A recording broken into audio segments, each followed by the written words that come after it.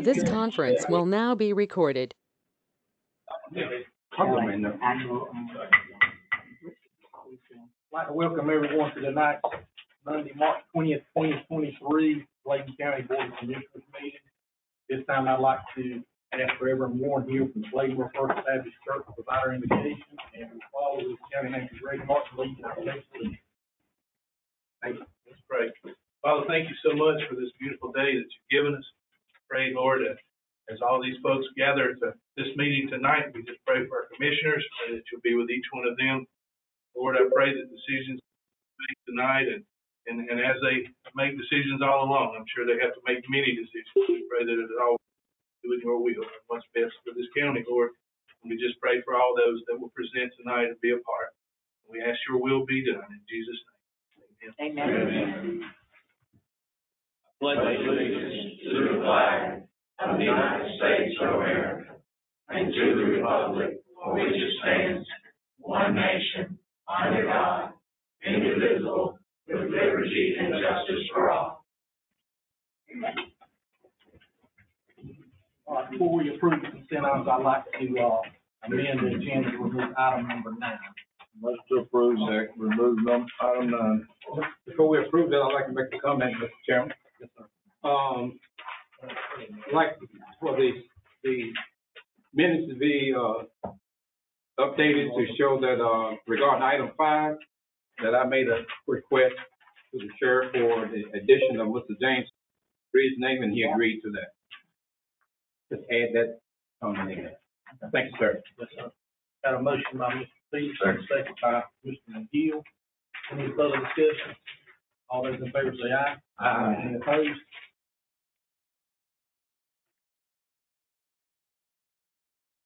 Okay, next thing we have is I'd like to recognize Ms. Laura Strickland. She is not able to be with us tonight, but she has retired effective February 1st of 2023. So if you happen to see Ms. Strickland around and about, please thank her for her years of service to the citizens of Bladen County. 24 November 1999 through January of 2023. At this time, I'd like to declare open the public hearing to receive comments regarding the proposed $100,000 grant to Bladen County Agri-Industrial Incorporated to expand revolving loan fund to assist businesses in Bladen County. Motion to open. Are there any seconds?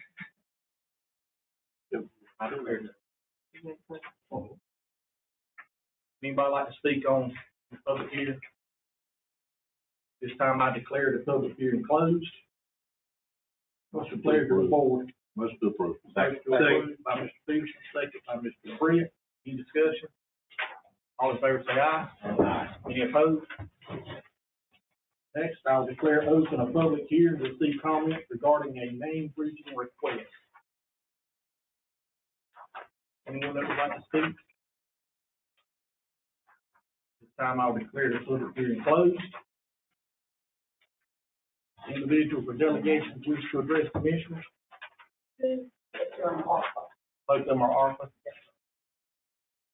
Matters of interest to commissioners. First up, we have North Carolina Department of Insurance Representative Yvonne Norris. Where do you want me? Right here beside me. Center stage. I can handle it. First of all, I'd like to thank everyone for letting me come tonight and to represent. A couple of things I'd like to go over with is the mission statement for Mike Causey, the insurance commissioner. And his statement is to provide or to promote a stable insurance market through unbiased regulation and to protect the life and property of every citizen in all 100 counties while fostering superior, user-friendly service, courtesy, and respect. And our vision, his vision, is lower insurance rates and a solid insurance market through industry competition and a decline in insurance fraud. That's what we really base on, is insurance fraud, white-collar insurance fraud. He also expects representatives of the NCDOI to be knowledgeable, friendly, accessible, and to provide excellent service to residents in all 100 counties. That is what my job. I am a representative for the southeastern part of North Carolina. We have an office in Whiteville now, the first time that we've had anything like this in this part of the state, and we're really excited about it. There was an office in Wilmington. They closed that one, and fortunately, they opened it in Columbus County. I invite anyone to go see me that wants to. I'm in the office on Mondays and Fridays, and Tuesday, Wednesday, and Thursday, I'm out riding and running my mouth, which I like to do. At least I'm honest about it. And some of the services that are offered by the NCDOI is consumer assistance, locating a lost life insurance policy, SMART, North Carolina, fraud control, CHIP, which is Seniors Health Insurance Information Program, and we have two ladies in the office that takes calls and tries to help anyone that's going on Medicare answer their questions. We have disaster preparedness, and I thought when I left DSS after 25 years that I wouldn't have to worry about another hurricane. It doesn't happen that way. We're still there to help everybody that needs the help. Captive insurance, agent, and adjuster license. We also do bail bonding licensing, life collection agency, and the North Carolina Industrial Commission is also part of the DOI. We also work with the fire department. Mr. Causey is the fire marshal over North Carolina. So he has a lot on his plate. He's good at it, and he really loves the citizens of North Carolina. He puts forth an effort to work for each and every one. Main interest is trying to get rid of the white collar fraud that we can. Any questions? All right. As we say in Columbus County, if y'all down that way, y'all come see me. Thank you so much. Next, we have a North Carolina Department of Transportation District Engineer, Clark. So, Mr. Clark. Hey, good evening. Thank you for the opportunity to come before you tonight. If you allow me about 2 minutes, I'll kind of give a rundown, some usual update items, and then if you have additional questions beyond that, I'll be glad to try to answer them. First and foremost, the question I get most in Bladen County is when the bridge is going to be finished. It's rolling along very, very well on schedule. We expect to shift traffic by the middle of May. Could be a little sooner, definitely won't be later than that. That's what we'll do for Water Festival. We'll have traffic shifted to the new bridge. Once that traffic shift is made, we'll tear down the old bridge and start building the other third of it, or wherever 30% of it or so that's left to build. Total completion won't be until well into 2024, but at least we'll be driving on new structure here in about another month and a half or so, which will make me sleep a whole lot better at night. Next item is resurfacing. We have a contractor that's already in place on NC 211. He will be starting at the county line and working towards Clarkton. We anticipate him to start work in June.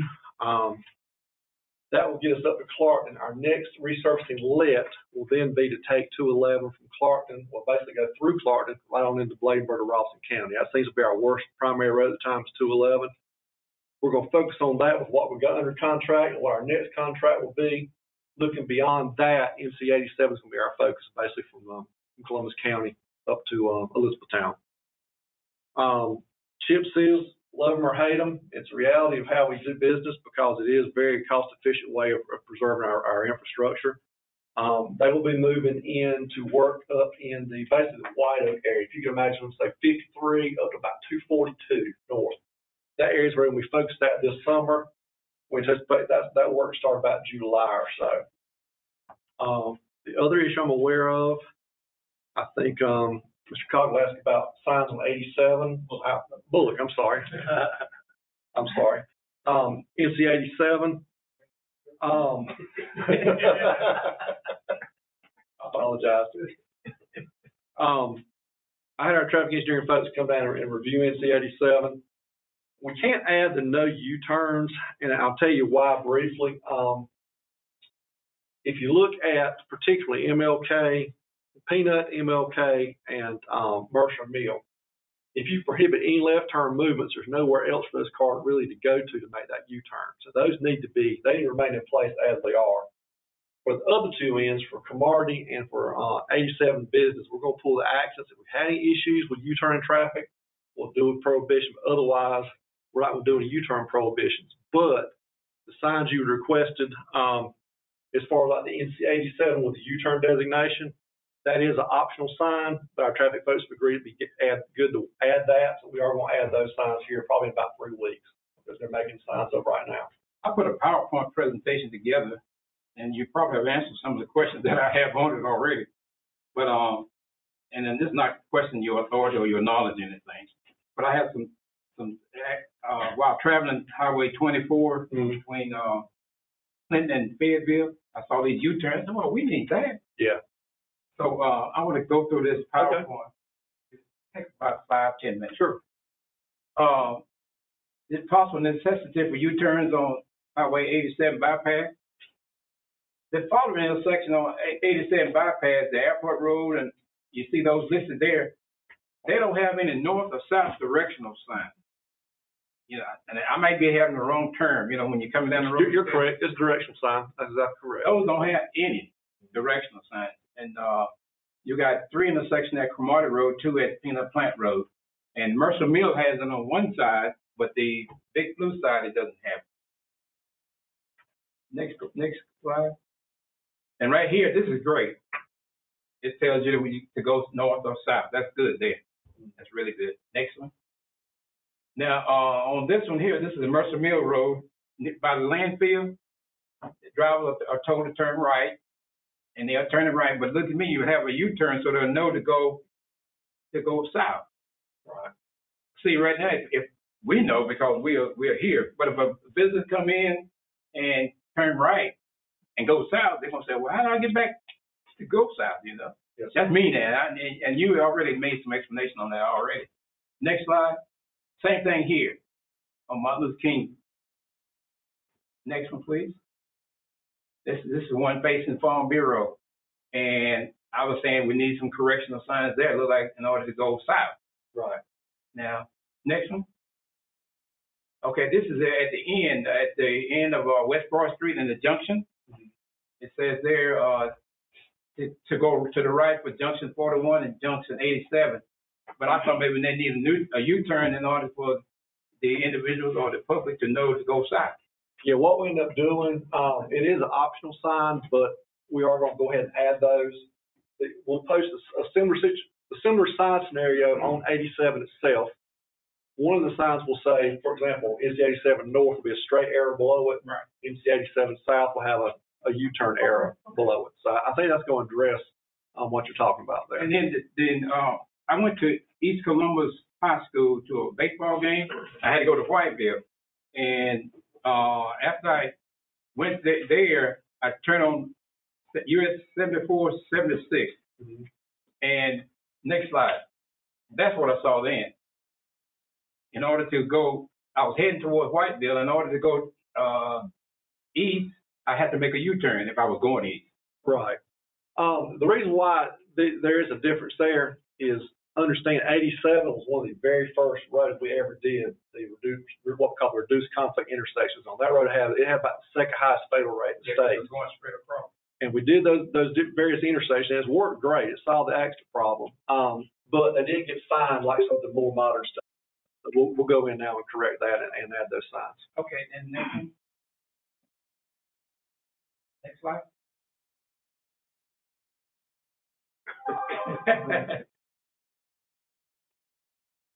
I said the overall goal is to provide clear instruction specials for visitors in Bladen and to save lives, which will also assist the general public to not travel in the wrong direction on North Carolina 87 bypass. This will reduce automobile accidents.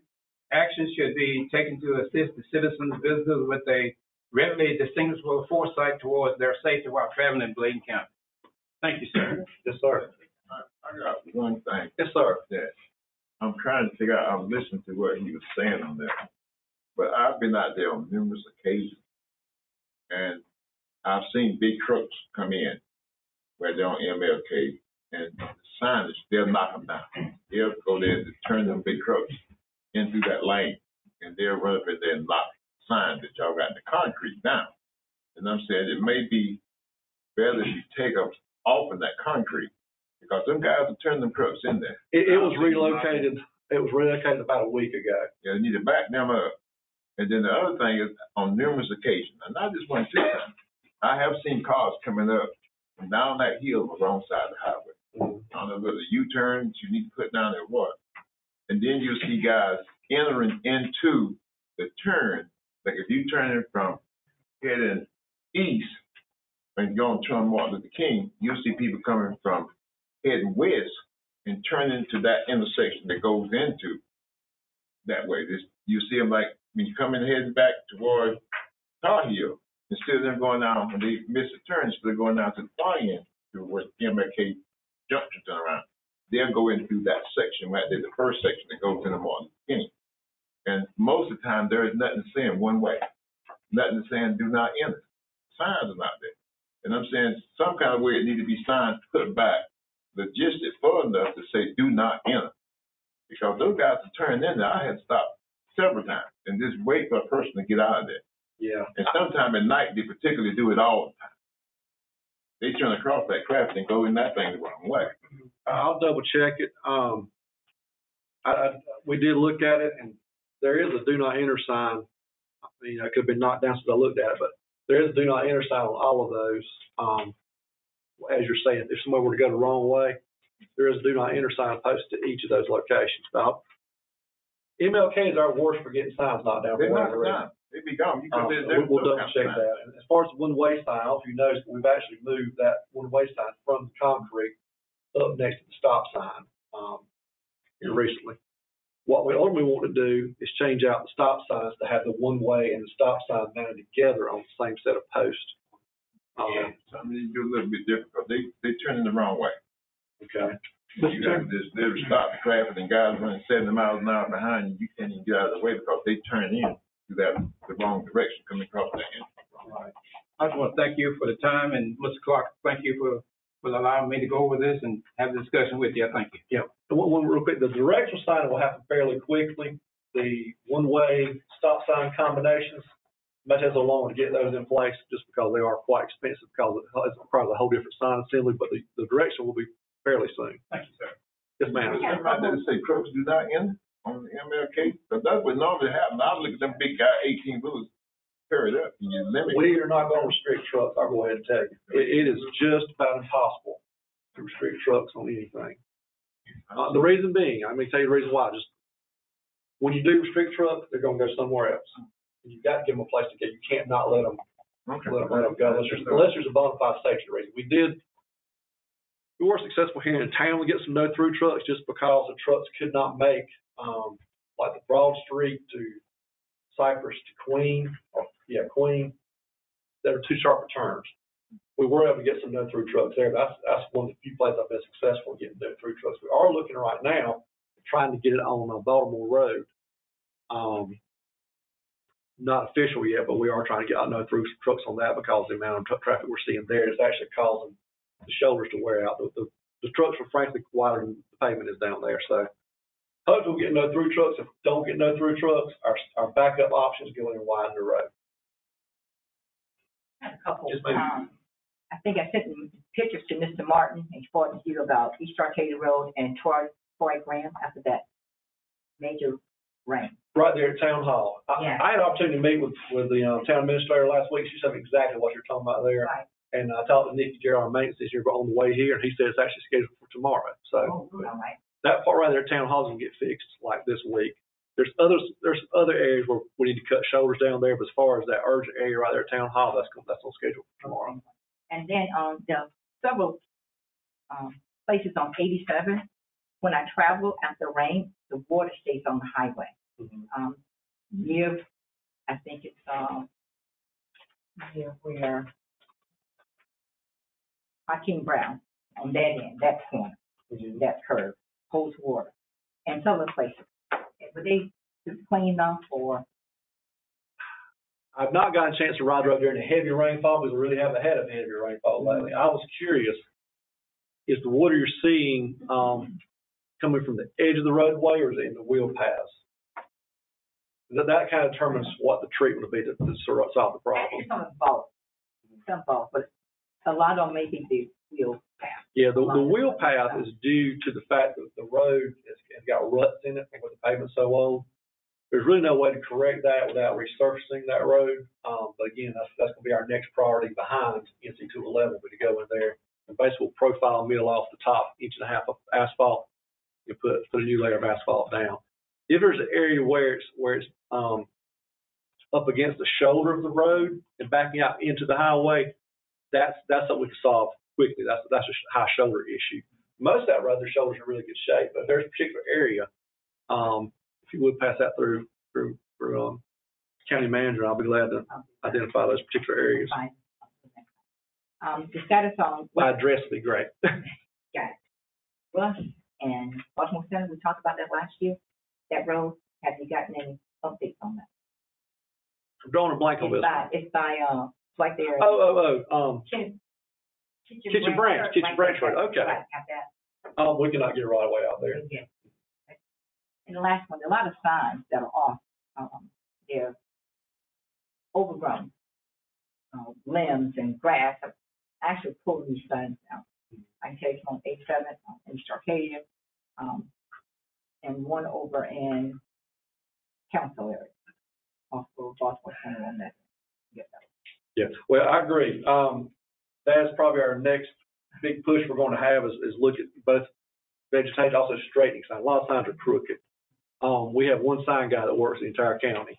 So he's usually out having to deal with emergencies and that sort of thing. But back when our signs did look good, we had a contract. That's all he was assigned to do was go in and straighten up signs. So we're looking to try to do that again if we can find a contractor who'd be willing to do that type of work. The one who did that kind of work was great, Mr. Hester at Bladen, but he retired from that business. So, but we are looking to try to do that again with a contract, and that should take care of a lot of these issues we're seeing as far as appearance of signs. Thank you so much, sir. All right. Thank you. I'm good. You too, sir. Any other matters of interest? Oh, I got a couple. All right, Commissioner.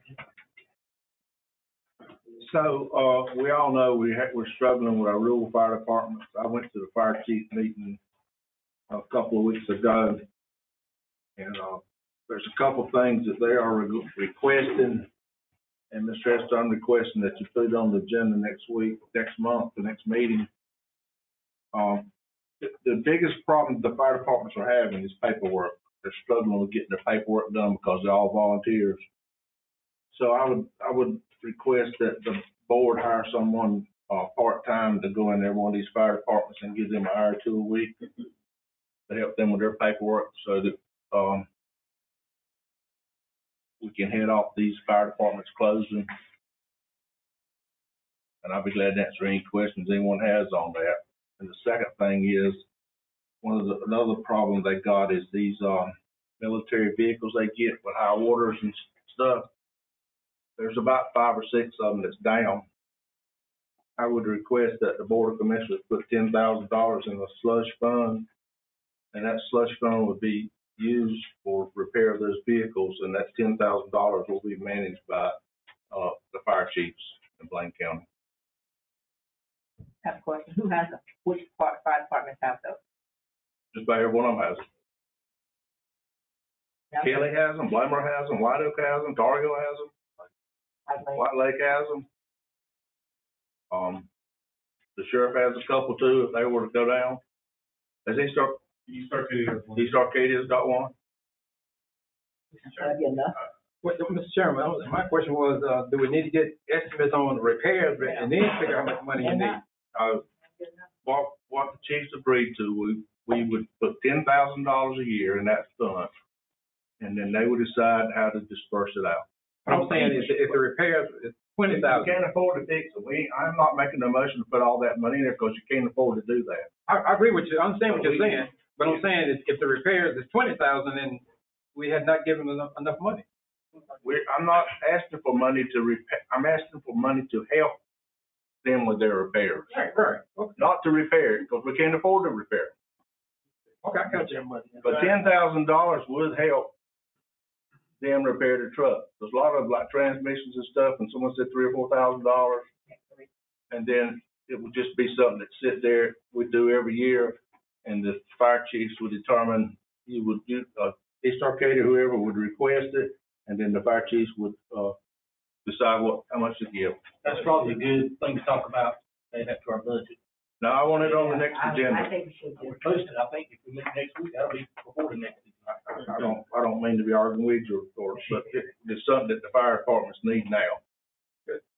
It really is. so who's gonna, I mean, that's my point, now, you saying 10,000, it may not, help what, 2 fire departments come out the rest of them, if they have it. I'm telling you, if you would've went to the fire chiefs meeting, you would've heard the I don't concerns. think so. They were happy with $10,000 in a fund to assist them with their truck. If there are 5 trucks down, maybe they don't give it $2,000 apiece. I don't know how they're gonna distribute that money, but it's a little bit of money to help them get their trucks back up on the road.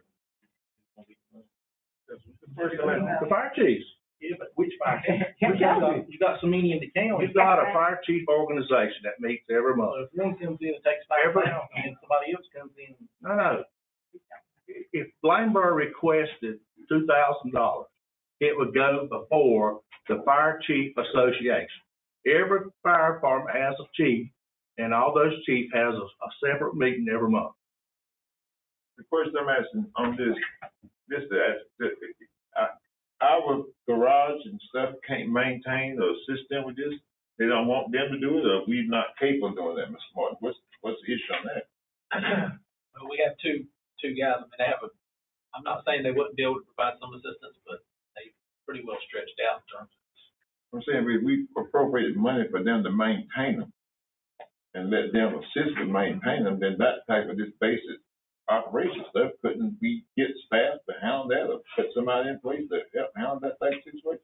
Would be feasible to do He doesn't that. have the employees to do that. I don't know that they're diesel, those vehicles are probably diesel, I don't know how much. I was asking the question, if we got to go around, they maintain, I thought they would maintain one insurance. I can talk about it with kids.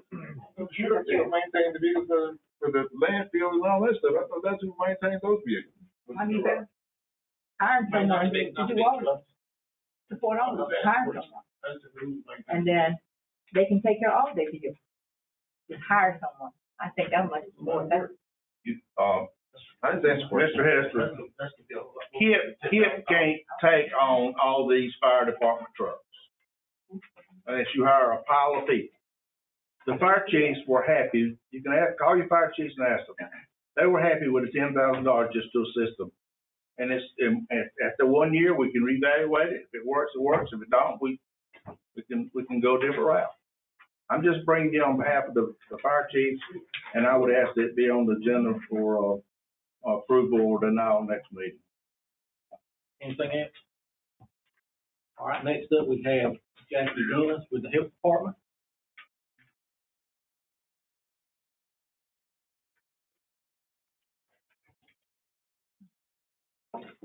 Good evening. You have in your packets this evening the annual report of child fatalities in Bladen County. It reviews the history and purposes of the child fatality prevention team and the role that you play. Gives you a summary of the causes of death, the number of cases reviewed, and recommendations for prevention, if any, that have been made, along with proposed actions and to share local team activities and accomplishments for the past year. Our team meets every other month, and we review these fatalities. They actually run a year behind. So the 2022 cases that we discussed were actually, the children actually died in 2021. So you can see in your report how many we had and what the causes of death were. And our accomplishments, we started transitioning back to meeting in person instead of online. And we turned in all of our reports and our annual summary to the state. Any questions? Thank you, ma'am. Thank you. All right, next we have Ms. Renee Davis, our Revenue Department Administrator. Good evening. Good evening. Good evening. Well, it's that time for Board of Equalization and Review. So I gave you a couple of dates that we could possibly meet, and that was April 17th at 5:30, May 1st at 5:30, and that will be our adjournment date. Right now, we do not have any that goes to the board. Have a few, Motion to approve those 2 dates. Have a motion, Mr. Peterson, second, Dr. Ellis. Any discussion? All in favor, say aye. Any opposed? thank you. Those dates were set, man. Before I get to the business personal property audit, I had this, today I had received something through the mail from the North Carolina Homeowner Assistance Fund, and I just wanted to share that with you, and I passed it out earlier. That in the letter, it had mentioned that we're asking for help by spreading the word about the North Carolina Homeowner Assistance Fund program in our area, just to make sure everybody knows about it. And if you go to that website, the question and answers is really good, so if y'all can just spread that within the community. Okay. So, I wanted to talk to you, I think a while back, there were a question about needing more info on the business personal property audit. A lot of the counties in North Carolina do it, and this is just an update on what it is and why we need to be audited. First of all, what is business personal property? It's all the personal property, income producing property, supplies, leasehold improvements owned by a business or used by an individual for income purposes. So, for example, these are just a few examples. Computer equipment, any computer equipment that make your business run, using it for income. Farm machinery, furniture and fixtures, leasehold improvements, and rental furnishings. And under the provisions of the General Statute 105-296A, the assessor is charged with the responsibility to list and appraise all property located in his or her jurisdiction. And I think without an audit program, the assessor cannot be certain that the property of business taxpayers is being listed properly. And why should we audit? It ensures the tax burden is distributed in a fair and equitable fashion. It encourages compliance by taxpayers, educates property owners on how to file a correct business personal property return, which I know we see a lot of new people turning in their tax listing forms for businesses because it's just a changeover. It established the county tax office as a professionally operated agency. And a full 5-year program. This was the proposal, is like anything 50,000 and up, a company would come in and they would, go in and audit. And from this come from our scroll from 2022. And we have 195.50 to 399,999. And you can see the B, C, D, and D3. So under the 50,000 is a lot of your mom and pop, kind of business situations. It could be lease companies can be included in some of those bigger amounts. Because anything you lease, that lease company has to, list it with us because they pay the taxes. They may get their money back from the business owner, but they have to list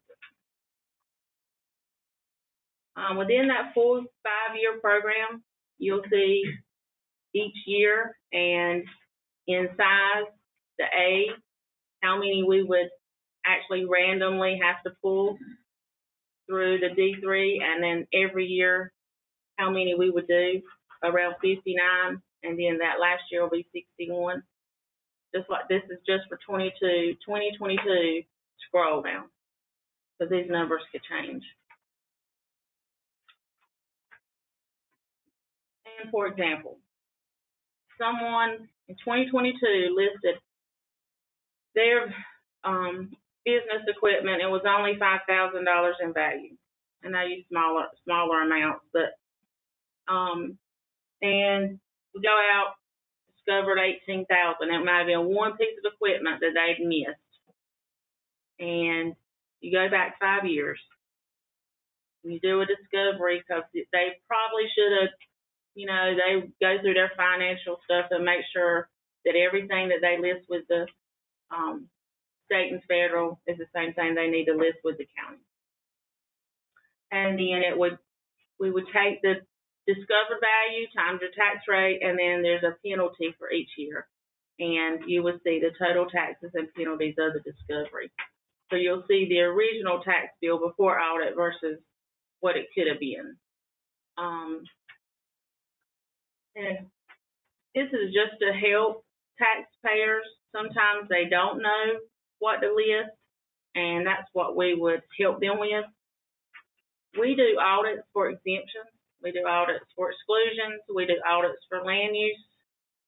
We have reval, but we hadn't done our business personal in almost 10 years or more.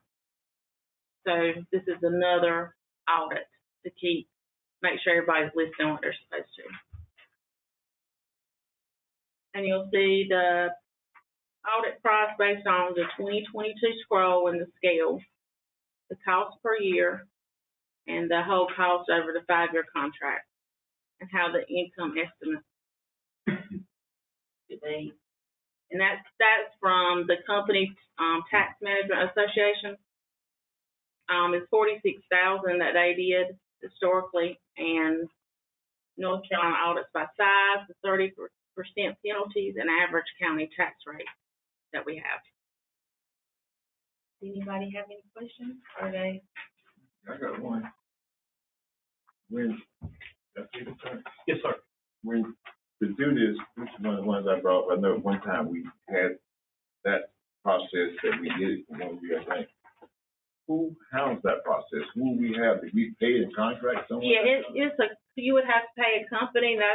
We got a proposal of a company that we used back in 2008, 2009. And he done a proposal, and this is what the cost of the 5-year contract would be. How often would it? First, I'm asking, when you look at things like when we talked about it years back, it was looking at the inventory of stuff that Smithfield, DuPont, all these guys putting all these big facilities in. The guy came in and he based on the fact that we were not discovering all these types of equipment. Would they go out and do this on an average yearly, or how often would they do this?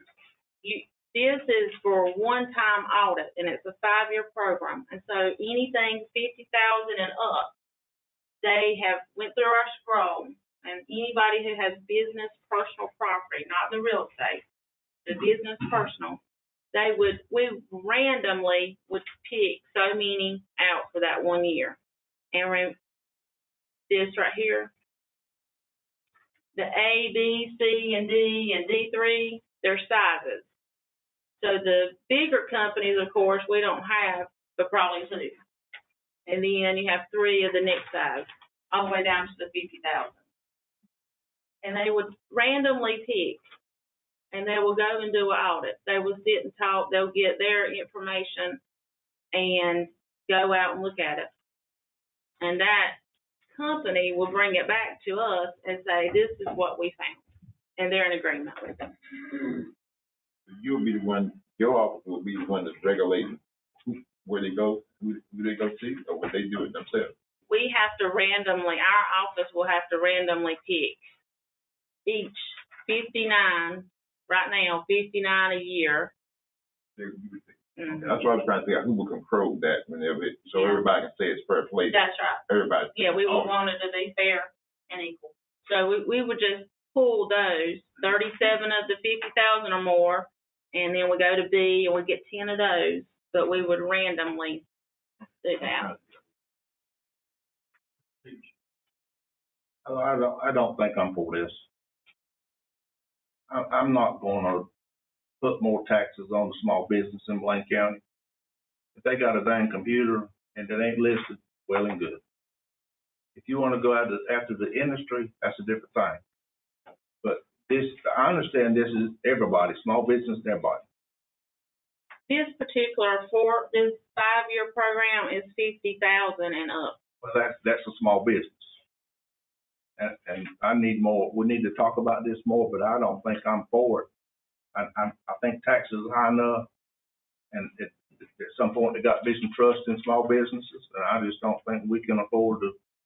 And you're gonna look back on someone's business for 5 years, and there's no telling what they ain't paid in 5 years, then you're gonna charge them a big, enormous amount of dollars, or we're gonna charge them big, enormous dollars, and then you got to pay, probably interest on it or penalty. I need more information.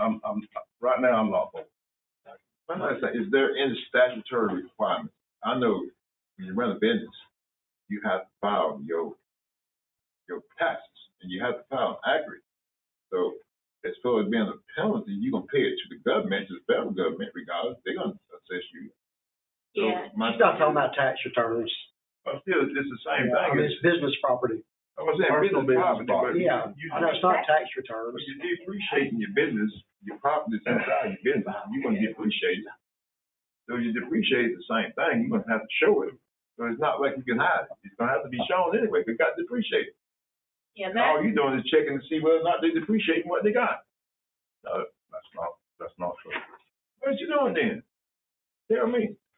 I don't speak out there.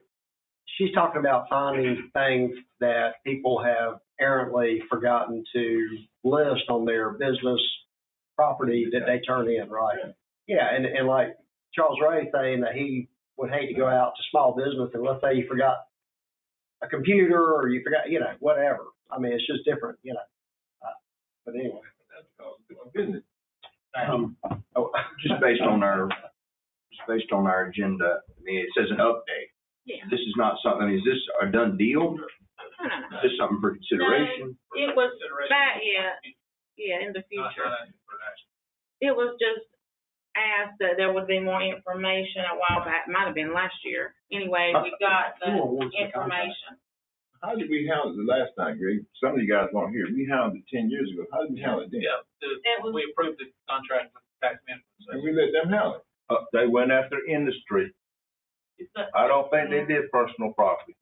No, Small business. it was personal property. The one thing They we have, went after industry. one of the things we have to be mindful about, and the reason for the random selection of the businesses to be chosen, you can't target specific businesses. That's the challenge. You have to show that you're using a role-based approach in terms of the businesses that are selected. So the approach you use to select. I just have one question. I mean, and I agree totally on protect small business, but I know we just went through the reeval, and if they evaluated somebody's property and said, hey, you put in a 18 by 30 storage building in your backyard, then we increased their property value. So I guess I just want to make sure we are treating, we're not doing, so we just, I think that would be perception in the community, be, wait a minute, you're taxing me because I put a storage building in, but not somebody for putting stuff on. The only thing I was expressing, Mr. Chairman, we did this 10 years ago, and we didn't have a whole lot of kickback from the business at this point. I don't recall.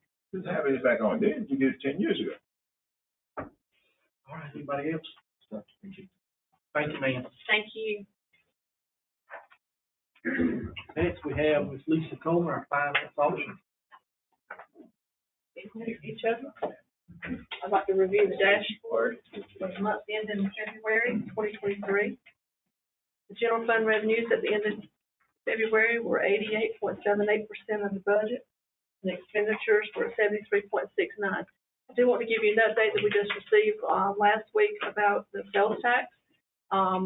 They had a glitch in their system. There was some refunds that was not issued, so they said we may see a higher return in April, but a lower one in May, so we're going to be on the watch out for that.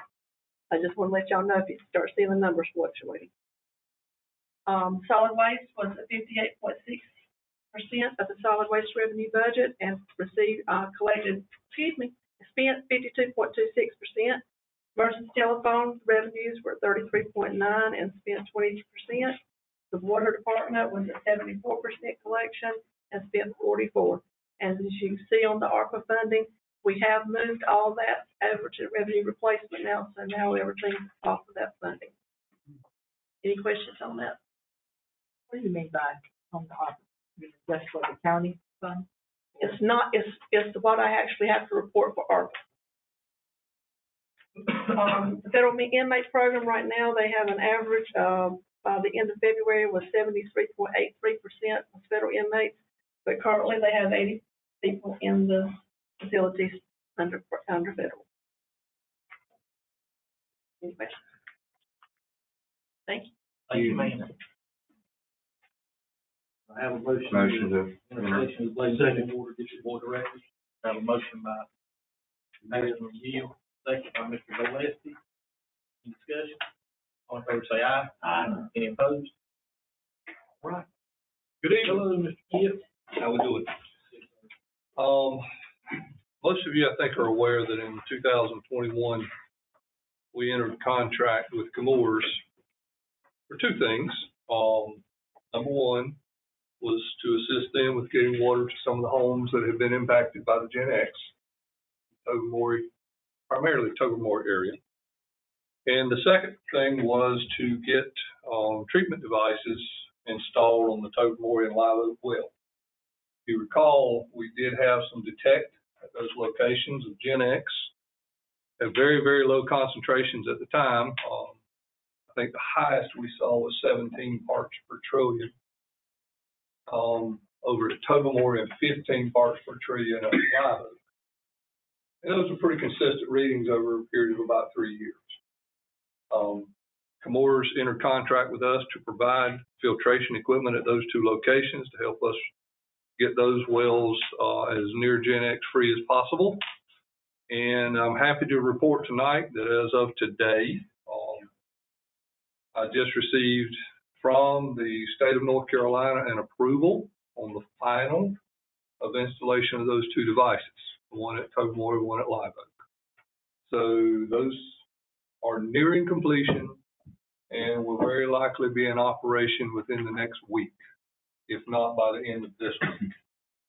The initial phase will be several tests done following their operation to make sure that they're doing the job they were designed to do. These particular devices have activated carbon in them to help remove the PFAS, the Gen X, and the related compounds. And performance remains to be seen. This is kind of new technology that's come our way, and the state's excited about it, that we're kind of out on the cutting edge right now of providing stuff that will actually help remove this stuff. So hopefully within the next couple of weeks, I can give you some test results that show what the equipment is doing. And the other part of that contract says that Comores will maintain and operate those units for us for 20 years. They will bear the cost of filtration change out, media change out, and actual expenditures related to testing and providing us the test results. So our staff will check on and make sure the stuff's running, but other than that, Comores bears the cost of operating these things for us.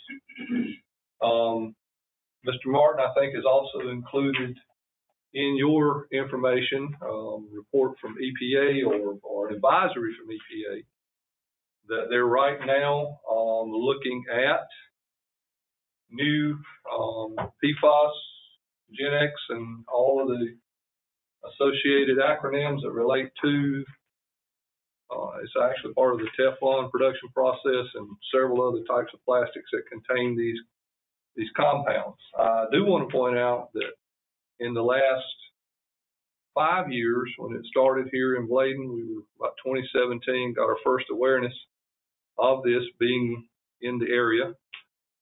Gen X was the term used. That has now changed in terminology to PFAS, PFOS, PF, MOAs, and all kinds of stuff. But the terminology changed from emerging compounds to the latest information they were putting out there. They're calling these forever compounds. And it appears with EPA getting involved, they're looking at a nationwide campaign on trying to eliminate and reduce this into industries from our environment. One thing I do want to say here, there's been at least $2 billion allocated to this, part of a $10 billion federal plan to help clean up these situations. And this is, at this time, EPA is requesting information or responses from stakeholders in this. They request input, including the public water system managers. If you recall, it was about 2019, I became aware that the state was actually appointing a board to study PFAS in the area and in industry and its impact on drinking water, anticipating that some things were about to change for us, and that came through with the state in October of this past year. They lowered the advisory level from 140 parts per trillion of detect to 10 parts per trillion. That's the new state advisory, and it looks like EPA is going to take it down as far as 4 parts per trillion. What that will do to us, at this point in time, there is no PFAS Gen X limits in our water permits, and I can say, based on that information, we comply with all state regulations that are enforced at this time. Very likely, in discussions with the state today, we could see in the next round of permits start seeing PFAS and Gen X as a regulatory limit that we will be required to test for. And if it's found with as low as 4 parts per trillion, it will require some action on our part, whether or not that would mean us putting in filtration equipment or other methods of cleaning up. But wanted you guys to know that as of tonight, state has approved the operation of this equipment, and we will have it in operation within the next 2 weeks and start getting test results. Any questions? One person, this has been going on for a while, Mm-hmm. Gen X and what's in the water. And I'm hearing the agreement that DuPont has put in place to handle this. And you gave the limits that we had presently in the water. What happens if, so the public can hear, if things start to get higher? Will DuPont come in, or will any of the taxpayers, or will we have to absorb any of the costs to correct any of these facilities or to upgrade these facilities? Who pays the cost if something happens in the future? Is it a locked-in agreement? No, the locked-in agreement right now is for those 2 wells, Tocumwar and Live Oak. That is between us and Chemours. Those were the 2 that tested positive in the beginning, and the 2 that were addressed in our current contract with them.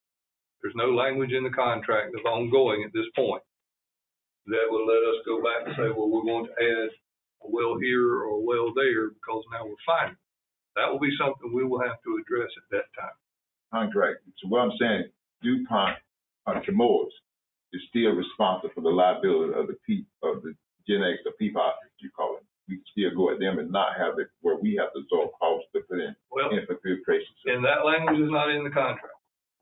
There was a lot of litigation back and forth for about 2 years of that contract to get what we felt comfortable with at this point, but it does not address future contaminants.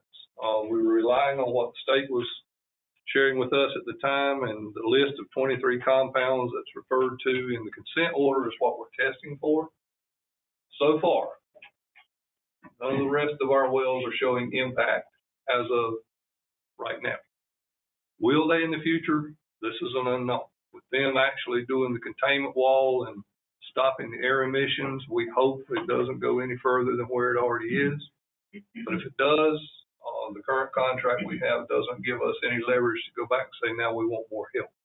The only reason I bring the question up, so everybody can understand, I've looked at Wilmington down there spending all these hundreds of millions of dollars for infiltration system, the filter system, and they're trying to get the money from Chemours to pay for it. And I'm saying if we have to put that kind of system in, will we have to follow that same avenue? Possibly. That will be something for you as the water board to decide. But right now, there was no leverage we could put on the current contract that says you will protect us in the future or you will assist us in the future. We had to address the situation at the time. And Mr.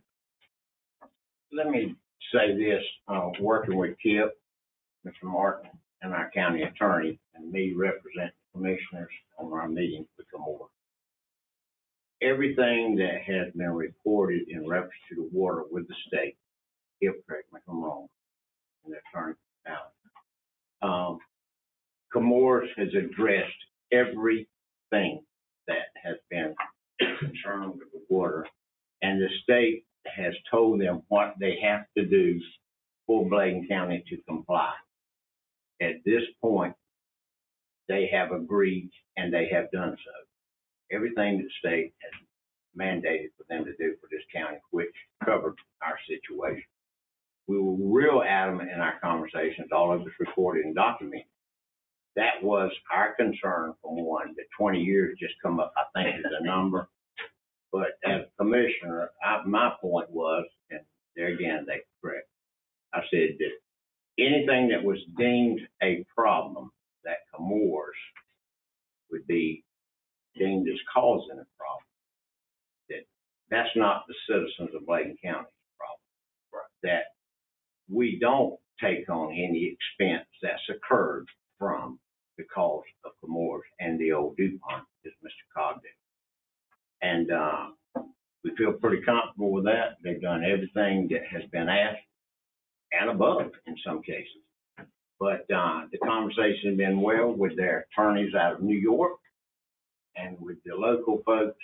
And so I commend Kip for the hard work that he's done and the Johnson Law Firm and all the meetings that we've had, and we've had a bunch of them. And so I feel pretty good at this time. And the state is looking after our interests. And I think it's because we've been willing to work with them. And I think there's a lot of problems there that they didn't know, we didn't know, and it's all coming aboard, and we'll go from there. But I feel like they'll continue to do it. And NCDEQ is continuing to monitor the situation. I was on the phone with one of their representatives this afternoon, preparing to give you this report tonight. And I think they've got an upcoming meeting again with Comores to discuss the progress, see where they are on getting some of these homes connected and getting some of these folks. But our push at that time was we wanted to make sure that the water we provide to the homes that they're requesting was as clean as possible. And there was no detect of Gen X in the water, even for our current citizens that we're supplying water to. So that work has been hard pressed and ongoing now for about 2 years, and it's finally coming to fruition. Okay. You're saying that the Tuckamore and the Live Oak wells are now free? Not yet. The equipment is in place now to start making it free. But now, is Comores giving those citizens on those wells drinking water? They have been, yes. Oh, good. Okay. Yeah. They've been either providing a GAC treatment device for the homes or a reverse osmosis treatment device for the homes, or have some still, I think, on bottled water at this point. But they've been providing them safer water from the time they found it in their personal wells until they could get ready to connect them on through our water system. Now, our water system, the county water system. Well, that's the whole point in the filtration. We had those very low detects, but we still had detects even in our water, even though it was way below the state advisory level. We felt like it was pertinent to press to get some filtration systems in and get some stuff done that would clean that water up, hopefully to a zero detect. That's what we want. And the citizens are being advised of the action that we're taking on that? Through these meetings, yes. Okay. But so far as sending out notices, no, sir. All right, thank you. I was going to ask, when did they give any kind of indication when they might do that 4 parts per trillion, down the road? How far? No, right now, this is put out as an EPA advisory, and it's requesting public comment, because what that tells us, and it's just like when the state does one, it's telling us we're proposing this, and when they say 4 parts per trillion, that will be a maximum contaminant level. An MCL means it will be something you can't exceed without treatment. We haven't yet seen any of that in our water system permits or in EPA's requirements, but that's forthcoming. They're saying we're not just satisfied with the 10 that the state of North Carolina now has, we're wanting it down to 4. And so, which is literally right at detection limit. I think they can go just a little deeper than that now. That would be tough, though. But it would be very tough. Very tough. Very tough. And it can be as simple as you handling something that may have it in it, and when you pull that water sample, you contaminate the sample with your own hands. Was there anything or any test for the Capefield River on Bladen? I know Hanover and the rest. The state did a lot of testing up and down the Cape Fear River. They did testing in our water system, as well as along the Cape Fear. They pulled water samples, that was through DEQ. But they did a lot, and all of that information is published on the DEQ website. As to what they found and where and what the levels were. So if you've got more questions in that regard, you can go there and get a lot of their information. Yeah, no, but you brought it out in Hanover, because that's their water source. Yes. So it's a little bit different. Yes. But we have a lot of folks who fish out the river. And I heard today there may be some advisories coming on wildlife and fish and that kind of stuff, but that hasn't been seen yet. The state's still working on it. All right. One closing comment I'd like to add to this. I brought up because I've heard it from other counties above Bladen. Nobody seems to want to discuss the water quality before it gets to Comores. So we'll leave it right there. Motion to exit. Motion to exit. Second. Second. Thank you. Thank you. Any discussion? Thank you, sir.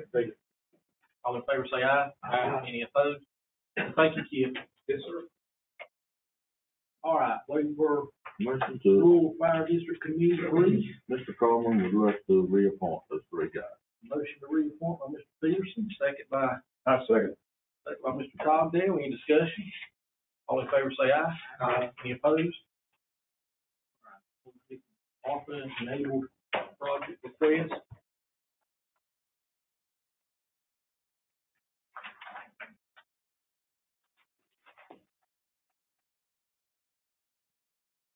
Mr. Chairman, on page 4, I remember the board, there are 4 applications. Number 3. We don't have a page 4. I think our page. Okay. That's the page that says application for. Page 2. Page 2. And the first begins with East Arcadia Gym and Bladensburg Dixie Youth, Bladensburg Fire Department.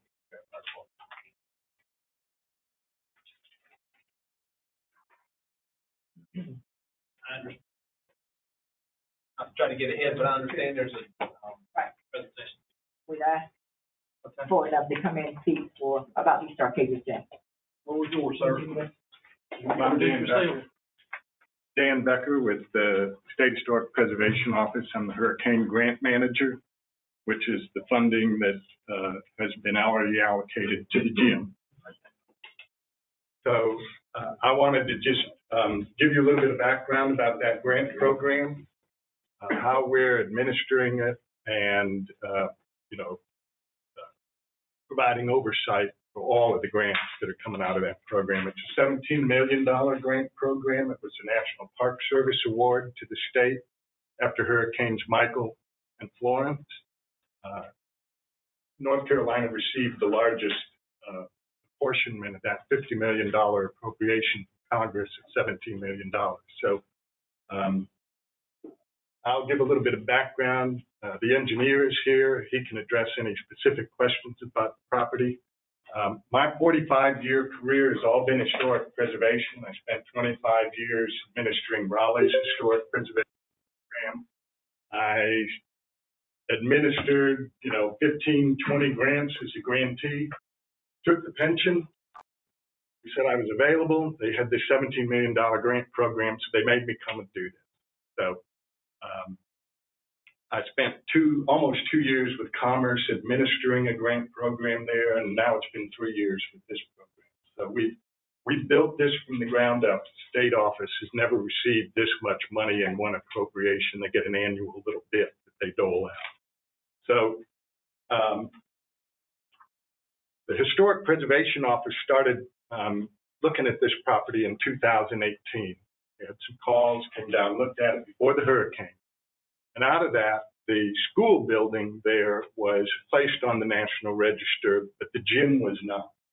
So as part of this program, you have to be either listed in or eligible for the National Register.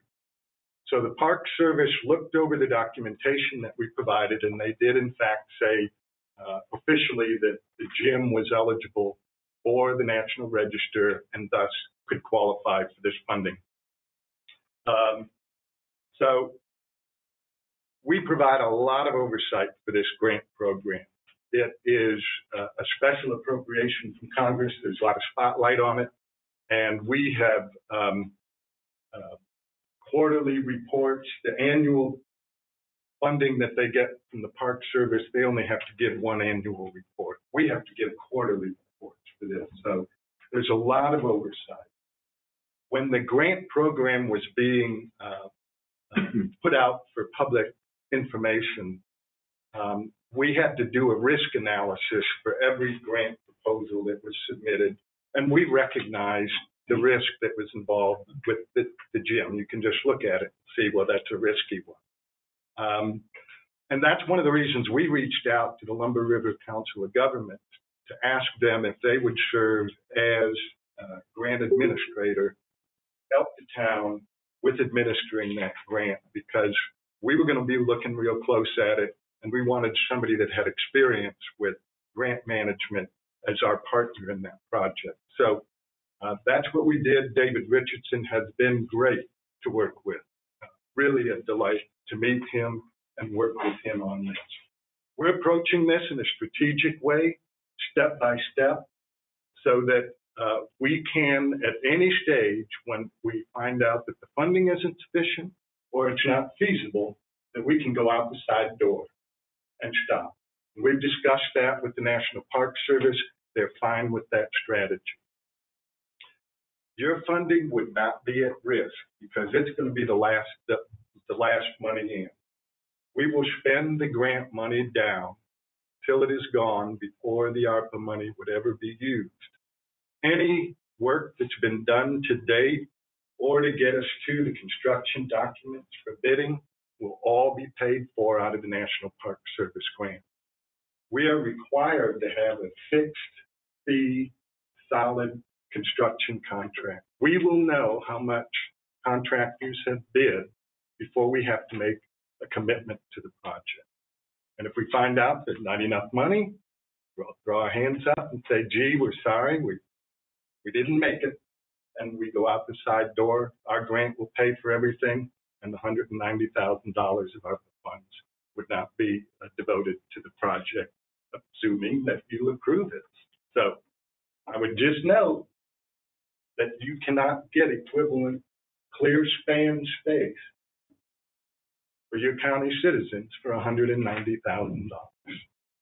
If we can't get at least to finding out if the total package between our grant and your ARPA funding is enough or is not enough, you're not going to get $360,000 that our grant is providing.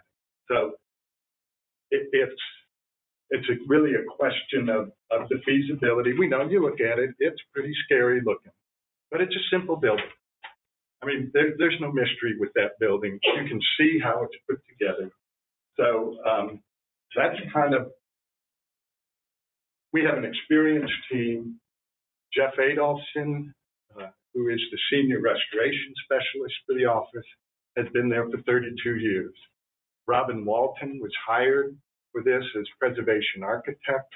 She's worked for the state office for 15 years. She's been a licensed architect for 28 years. So we have really experienced people that will be walking with this project the entire way. So, lots and lots of questions, but I won't take up everybody's time. So y'all looked at the building in 2018 for the first time. It's 5 years. And I know last meeting I was told that I wasn't a builder, but I do know this, that there's a roof with a big gaping hole in it. You at least put a tarp on the thing. It blows my mind that if y'all looked at it in 5 years and your desire was to protect and preserve a historic monument, why on earth? I mean, we have storms here and churches and nonprofits are out putting up tarps like the next day so that not one day of water gets in that building. But 5 years of rains and other storms, have just inundated that building. And I've gone out to the building. I actually went back out after our last meeting. I thought, maybe I'm remembering it wrong. So I went back out, and it was scary the second time, the first time. You know, it looks to me like the vinyl siding's holding the building in two. And you know, things have been said about me out in the community. I'm racist, I'm this, I'm that. I want the very best for East Arcadia. I feel like I'm in another world, though. I mean, I built enough buildings to know and renovated enough buildings to know. I mean, if the big bad wolf comes by and huffs and puffs and just gets a little blow, it's gone. But it blows my mind why somebody didn't, if they love this building, want to protect it, want to preserve it, we're so proud of it. Why on earth didn't you go to the Tractor Supply and buy a tarp and put on the roof? That just, I'm missing something. Why would we let 5 years come and go without at least trying to batten down the hatches? That makes sense. Can I ask you a question? They had someone who tried to patch that roof, and then since then, something happened after that. So that's what happened. It was just a patch. That's all it was. Talking about a tarp and some screws. What was your name? There was a tarp too. There was a tarp. Yeah. What was your name again, sir? What's your name again? Dan Becker. So, my question is, why ain't you already got the contract and the prices and everything? Why are you waiting to whether we put this art money in there, whether you're gonna do it or not? I don't understand your timeline. I mean, that doesn't make sense to me. Why are you waiting on? Well, how do you know if you can go forward or are you gonna go out the side door like you said? What are you waiting on? Well, the initial appropriation was made when the application came in. We all know costs have gone up in the intervening 3 years since the grant, you know? Okay, so that's it. We had an estimate prepared by a qualified engineer, and that's what the grant amount was based on. Yes, time passed, but we couldn't put our money on the table until we went through all the federal compliance and environmental and all that stuff. It took time to get the program up. How long's the money been on the table? That's the timetable. We're there right now. How long's it been there?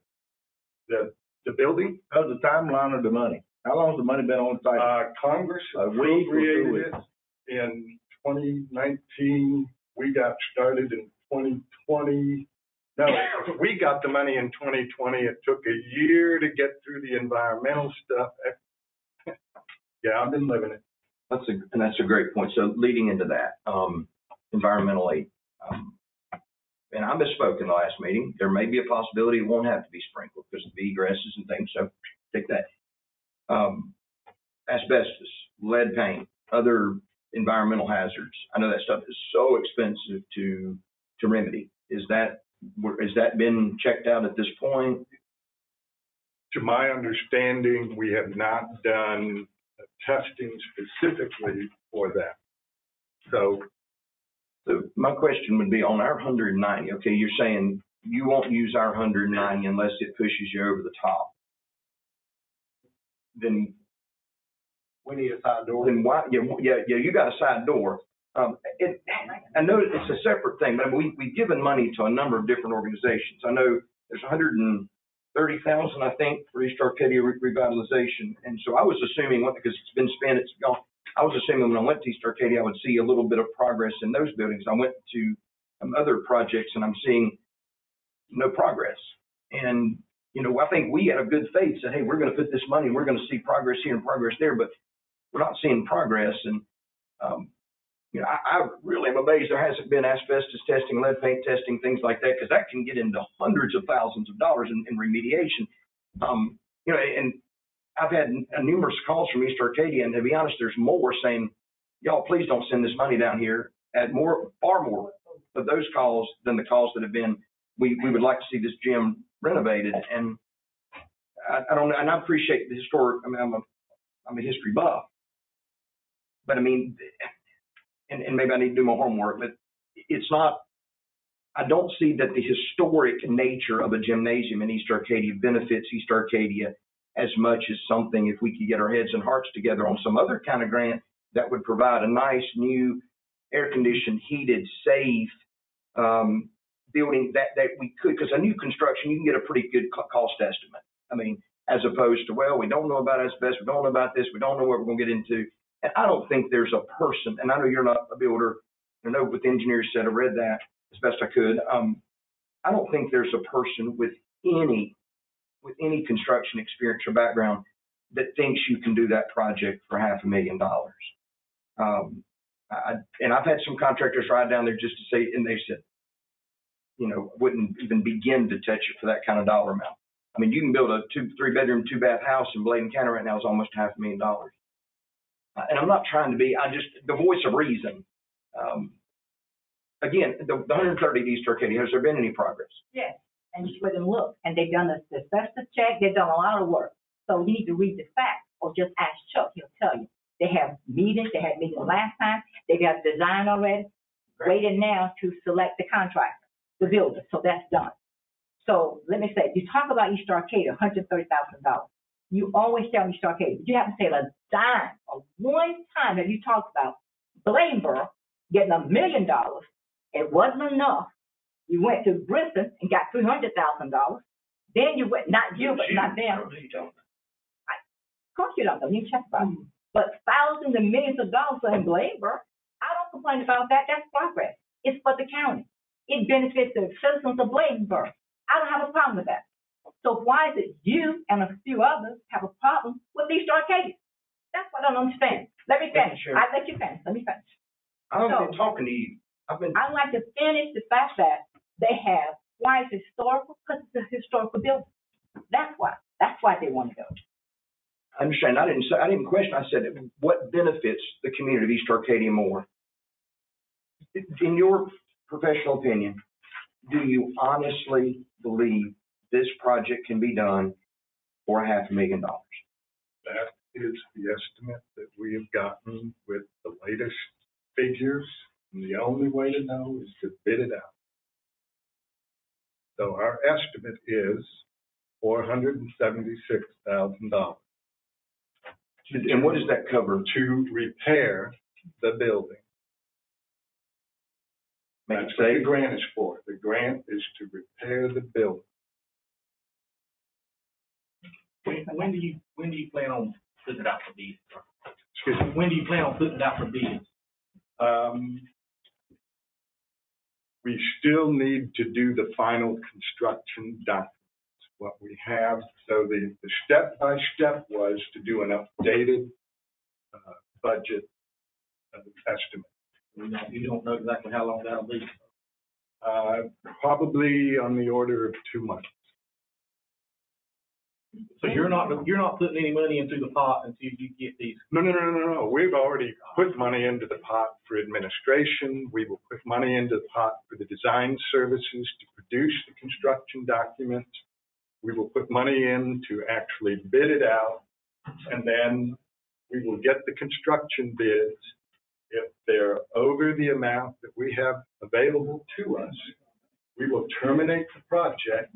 We will pay all the expenses out of the hurricane grant, and we will take the balance of that money and spread it around the 20 other grants that we have if we need to. And the engineer's here. We can do something. Yeah, and the engineer's here as well. Okay. Let me care. Yes. How much of that month 360 have you spent already? How much have we spent already? I don't think you spent anything, Dan. I haven't got paid yet. But I did approve your payment, so it's coming. Yes, sir. My name is E.B. Pancoat. I'm the president of Stature Engineering. Okay, thank you. So can you answer my question? Yeah, so I think we paid about $2,500 in grant administration and $5,000 for the first phase building assessment.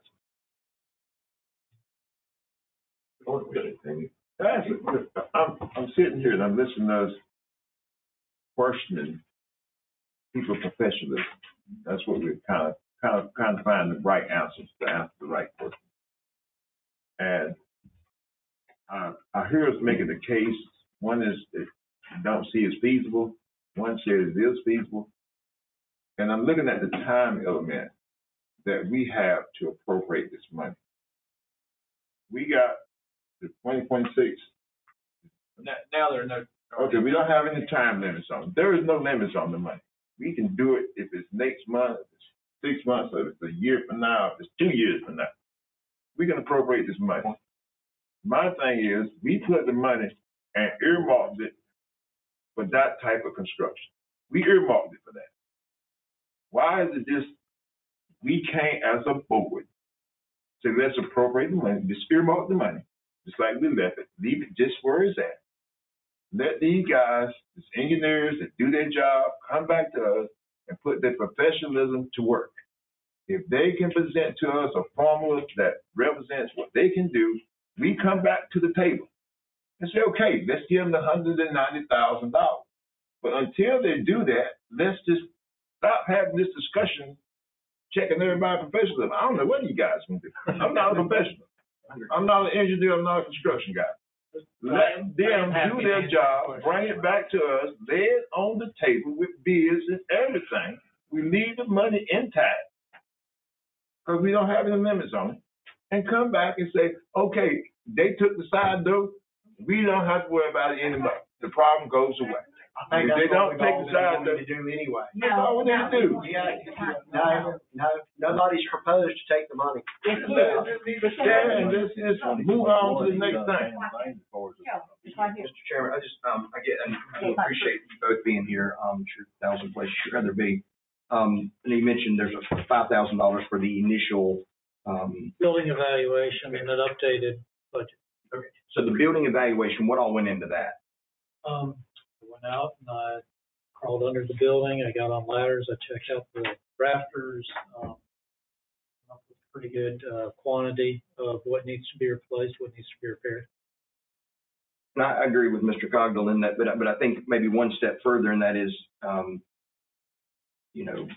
engineer has his role, architect his role, the Historical Preservation Society has their role, but at the end of the day, none of us are going to build a building, a contractor is. So I think, to have a contract that says this contract's good for 30 days, 60 days, whatever, but this is a firm number of a real cost to, then we know what we're getting ourselves into. Mr. Chairman, can I say one thing? This last thing. I'm hearing us talking about money. And I'm like this, when I spend my money, it's my money. I do as I please. It's mine. These guys are telling us that they are spending their money. They are not spending the taxpayers' money. They're not spending nobody's money. If they want to spend their money, getting this facility in a position to say it's questionable, let them spend their money and come back to us and tell them what to do. Tax dollars. That's tax dollars. It's regardless of what. Grant money is tax dollars. They are not tax dollars. It's grant money is tax dollars. No. This money, Where does it come from? This money comes from oil and gas well leases offshore that Congress put into a fund. So it's not taxpayer money. That's. The whole thing is, we see some bids on construction, we really do. That's right. Well, we have a great team. We're real confident. We will come back to you with a firm number. One more thing. Do. Mr. Dan, you said you had that money on the table since 2021. Here it is, 2023. And we've been sitting here as a board waiting on you to bring us what it would cost to repair it. And you already had it almost 2 years. I mean, you're going to need 2 more years to bring us right. You can spend it for 2 years. When will there be an estimate laying on the table, sir? We didn't ask for it.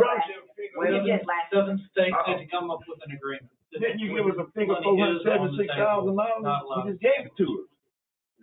When will there be an estimate? Like find, field, deliver, I'll do it. So the way this was planned was for me to put together, and I had to pull out of the budget $5,000 to do a building evaluation, to do a new budget so they could see if it was feasible. I didn't look at their budget. I really didn't care what the money was. I put numbers on it, what I thought would finish it. And just so you know, I just did a historic building myself as a builder.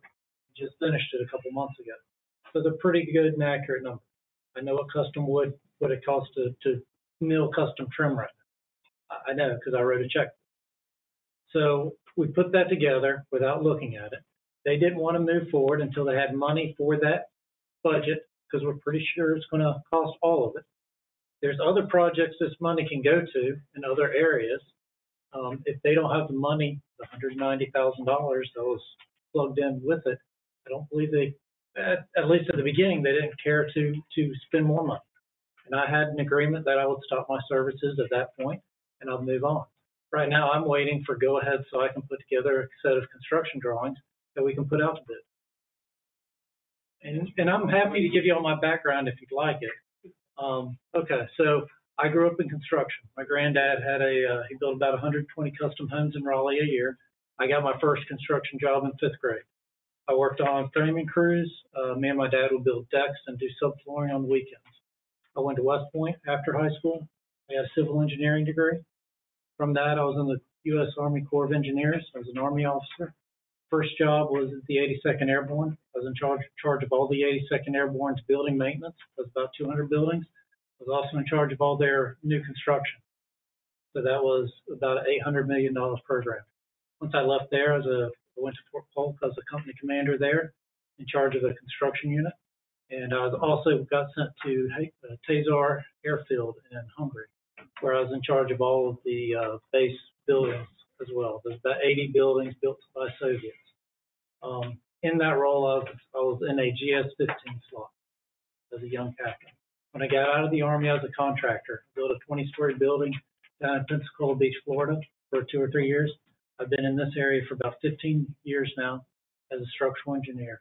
I helped rewrite the North Carolina Building Code for the 2024 edition. I was the president of the North Carolina Structural Engineers Association. Last time I checked, I'm the only structural engineer in the state that the Historic Preservation Society recommends for this type of work. I've got about 5 or 6 of these projects that I'm doing.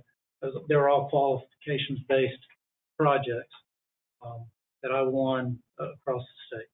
I've got about 3 pages of single-type historic restoration projects in my experience. All right, well, we'll be waiting for your bid. Well, I won't bid it. I'll put out together construction numbers. I can do the work, but I don't.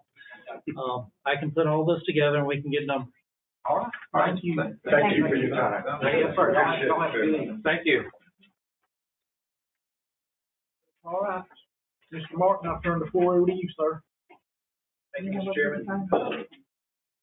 There are 3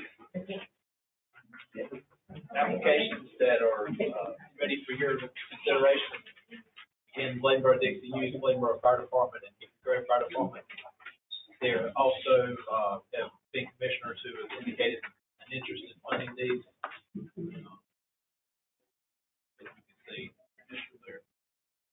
Anybody? These are ones that we were gonna appropriate, right? Yeah. 2, 3, and 4, I'll make a motion that we approve those. Second. Yeah. Second. Motion by Mr. Gillespie, second by Councilman Gill. Any discussion? 2, 3, and 4. All in favor, say aye. Aye. And that's 2, 3, and 4. Number 5, no. Okay. Number 5 is ready for your Yeah, approval. number 5. Yeah, I got Five. it. Yeah, I was just going to read 2. Good, this one. Nate, what is that? Mr. Brett said he was going to, finance number 5. correct? Okay. The whole thing? You're making a I motion. told him I wouldn't. He made a motion. Do I have a second? Okay, I'll second him.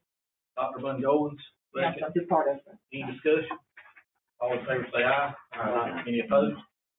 Well, Phil, you say you're gonna do part of it? Yeah, I had told them I would. Okay, y'all just work Yeah, out. I told them. Let Lisa know. I'm gonna listen. And I'll report to you. Yeah. Thank you. Mr. Martin, on that, District 1, that AR should be AB. You know what? That's why I didn't start saying that, because I couldn't think who AR was. I'm ARB. They won't get you. I read that AR and I was like, Did we never got the, you still haven't gotten for East American Legion Post 521? All right, I'll get it done for you this week. Is that Mr. Davies? No, that's, Yeah. Felicia Brown. Okay. Mr. Davies had about to send me last week, but he got it here. Felicia. Yes, that's that.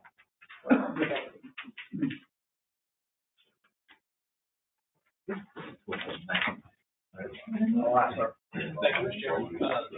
Next item on the agenda is review of the calendar for the remainder of March and as well as April. Just want to point out that Wednesday, the 22nd at 9:30 a.m., the Bladen Solar Water Conservation District Board of Supervisors, has its meeting, we're invited to attend that. That's on, again, the 22nd at 9:30 at Woodville. I'm sorry, Cape Fear Winery. And then on Thursday, the 23rd, 5:30 until 7, the Association Districts 4 and 5 joint meeting will take place at Mark, is the chamber meet tomorrow? Yes, sir. Yes, sir. 8 a.m. at the farmer's market here.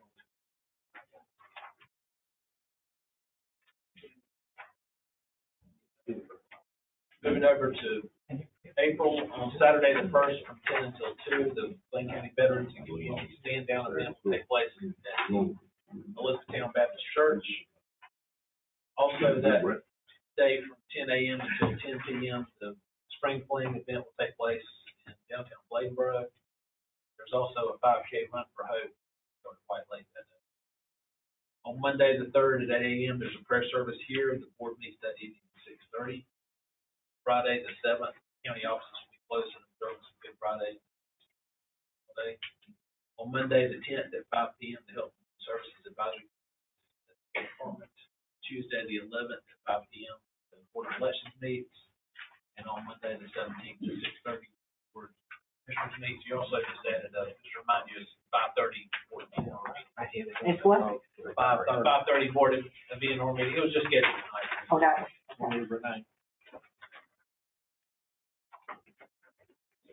All right, any other? You got something? I'm sorry, Mr. No, if there's nothing else, it's the late calendar.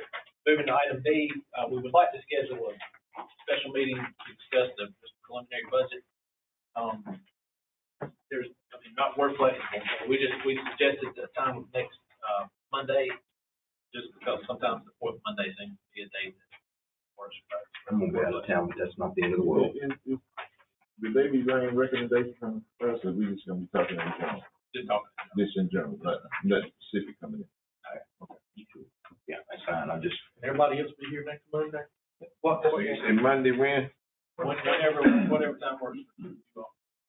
Which Monday you talking The about? 27th, the week from today. 27th. 5:30 work. 5:30 work. 5:30? Yeah, that's good for me. Next week, the 27th. Okay. I make a motion that we do it on the 27th at what, 5:30? What time you say? Whatever time works for you. What time you want to do it? You guys working, what time you want to do it? 5:30 is good. For me, I make a motion to do it 5:30, 27th. Make a motion, y'all stay as long as you need to and do everything. Second by Mr. Lee. Go to 6 o'clock. Well, can we do 5:45? You want to do 6 o'clock? Let's do 6 o'clock, yeah. I make a motion, amend the motion to 6 o'clock. What's on the floor, or second? We gotta take that motion off. He just amend his motion. I amend the motion to 6 o'clock. 6 o'clock. Any further discussion? All in favor say aye. Any opposed? All right, 6 o'clock next Monday. Right here. Individuals, delegations, wishing to address the commission. We have two other individuals that signed in on the call regarding the start date. Just jump, I gotta go back. Before you speak, man, let's take a 5-minute break. I'm serious. I had to get ahead. This conference will now be recorded. We're going to resume the meeting this time, Ms. Hall, before we go with me. Good afternoon. My name is Rhonda Hall. I'm a town councilman in East Arcadia as well as a citizen of East Arcadia. I wrote a lot, but after hearing the presentation that was done by the engineer as well as the man from Historic Preservation, I was somewhat relieved. However, I understand that the money is earmarked for the restoration of the gym, but I would ask, as both a town councilman and a citizen, if anybody takes a side door, would the commission consider still giving that $190,000 toward a new building? That we would then have the same access to, they would still have a gym, they would still be able to do things. Don't get me wrong, preservation of the old gym is what we would really like. But if it turns out it doesn't make financial sense, I understand that y'all are stewards of the county's money. You're required to be good stewards. And we would just ask that even though it is earmarked for the preservation of the restoration of the old gym, if that cannot be done and somebody goes out the side door, would you consider, or please consider, putting it toward a new building? And in the meantime, we will try to find out what a new construction would cost. I can't speak for the others, but this gentleman would right here. Thank you, sir. And I've said a couple of times, there may be some other type of grants out there. So obviously $190,000 don't go far. You'll have half of that in engineering and architecture drawings, but maybe in the community, begin looking at other grants and things that may be on the table. I'm thankful to know that none of our money or none of East Arcadia's money is used in this preliminary. That way you're not out anything if it doesn't work out. But I'm like Mr. Britt, wholeheartedly, I'll be the first one down there to help pitch in. Bathrooms and all. Ms. Hall, I will wait till that time. Understood. In the meantime, we will take the advice of Commissioner McGill and try to look to see if grants and try to pair some money, but we would not want you to totally close the door on that $190,000 if anybody takes a side door. I just want to say, I would support what you're saying, 100%. Okay.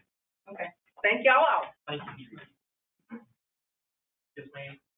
Mr. James Freeman. Freeman. Welcome back, sir. Good evening, Good evening, sir. Feels good to be back. How y'all doing this evening? I just want to read this to Greg Martin, County Manager, P.O. Box 1048, Elizabethtown, North Carolina. Dear Mr. Martin and Bladen County Board of Commissioners, on behalf of the members of the East Arcadia Volunteer Fire Department, Inc., thank each of you for your assistance in helping to provide a means for our fire department to continue to operate and provide much-needed fire protection services to the citizens of the East Arcadia community.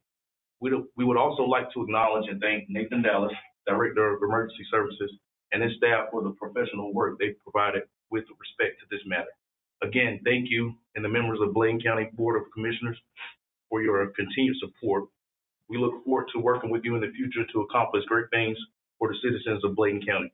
Sincerely, James Freeman, Chief, East Arcadia Volunteer Fire Department. We just wanted to come up here and let you guys know that we really appreciate you working with us and all the efforts that you've done. The grant money was great. We appreciate that. We did get radios and pagers that will take us through 2025.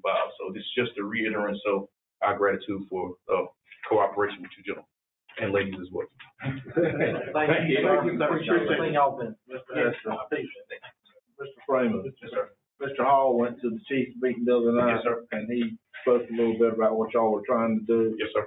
And whole chief organizations are all in behind you. Yeah, he did give us some good rapport from that and the conversations that we had, so we definitely appreciate that as well. All people pulling for you. We appreciate that. We thank you guys again. Yes, sir. Thank you, sir. Good work, sir. Thank you, sir. Jonathan Langston.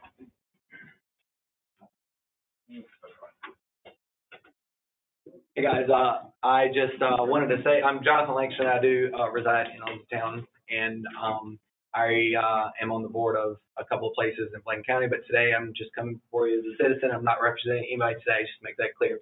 I wanted to speak on the naming of the bridge and give my 2 cents for it. One of the thoughts of the bridges is that they're built and they're lasting longer and longer these days. And it would be an honor for sure to recognize, Mr. Collins, Mr. Hester, and Mr. Smith for, their service to Bladen County. And I have nothing against their proposal the bridge to be named in their honor. What I wanted to come to say was it would be nice for the commissioners to maybe think about a procedure for future naming for Bladen County, whether it's a longer time frame, maybe like 6 months. The bridge is taking 3 or 4 years to build and all. So maybe either have a longer time frame for public discussion to get community feedback and all. I think that's kind of important to build a consensus for naming bridges and other government property. I understand it's not just bridges, it's other government property. I would also maybe recommend, that y'all set up a standard for, the DOT, the North Carolina DOT, not only allows for the communities to help name the bridges, but it also allows for a procedure to rename named bridges. And what I would recommend is to set a time limit on the names, maybe to 10 or 15 years instead of the lifespan of the bridge itself of being 50, 60 years, because again, they're building the bridges longer and longer. And the reason for that, again, is to recognize Colin, Hester, and Smith to their service. That's 3 individuals, and we're missing out over the course of 50 years, many, many folks who deserve to be honored in such a way and remembered in our local community. Is that my time up? And so, you know, in that regard, I feel like that maybe it might be in the county's best interest to maybe table it, think about it, or pass it, and then think about it for next time. You know, but the other thing too is to say, as far as like the individuals, instead of naming an individual, you know, what comes to mind is the Cape Fear Memorial Bridge. The Cape Fear Memorial Bridge says, hey, I'm a Cape Fear, it's Cape Fear River, it's Cape Fear Memorial Bridge. Of course, we can't use the name here in Elizabethtown. And maybe an alternative might be the Elizabethtown Memorial Bridge, or the Fallen Heroes Bridge, or the Bladen Heroes Bridge, or just something that kind of encompasses multiple individuals so that they can all be recognized, because it's going to last 50, 75 years, instead of recognizing just 3 individuals, which, again, I'm not saying anything bad about those individuals named, or Elizabethtown Watchman's Bridge, the Cape Fear Liberty Bridge. So just little things like that, maybe we might want to just kind of put off a little bit longer, have a little bit more discussion, and then maybe come back to it. But again, if you decide to move forward, I would support, you know, the current proposal that's on the table. So that's all I got. Thank you. Thank you. Thank you. All right, any other matters of interest to commissioners? All right, this time, do I have a motion to go into closed session reference to personnel? Motion by Mr. McGill, who was second? Mr. Britt, any discussion?